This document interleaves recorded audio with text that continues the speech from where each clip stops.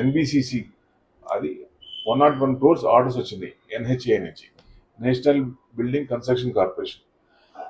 అంటే 101 crores NHA నుంచి వచ్చింది. కాంట్రాక్ట్ ఏంటి? Project management consultant PMC construction చేయడానికి office building, permanent office building plus project implementation units అంటే పిఐఎస్ ఎన్హెచ్ఏకి. సో ఇయర్ ఆన్ ఇయర్ ఇది స్ట్రాంగ్ పెర్ఫార్మెన్స్ చూపిస్తుంది. 2024లో చూస్తే ఇప్పుడు దాకా 120% పెరిగింది. లాస్ట్ 3 monthsలో చూస్తే 14% పెరిగింది. లాస్ట్ ఫైనాన్షియల్ చూస్తే 205% పెరిగింది. 3 yearsలో చూస్తే 270% పెరిగింది. దీని సబ్సిడరీ కూడా హెచ్ఎస్సిసి ఇండియా లిమిటెడ్, అది కూడా 1260 crores ఆర్డర్ వచ్చింది. అంటే దానివల్ల ప్లస్ అవుతుంది కదా. అంటే ministry for health and family welfare government నుంచి వచ్చింది ఆర్డర్. సో ఎయిమ్స్ నుంచి బీహార్ దర్భానియా నుంచి వచ్చింది ఆర్డర్. ఆగస్ట్లో బోనస్ డిక్లేర్ చేశారు 1:2.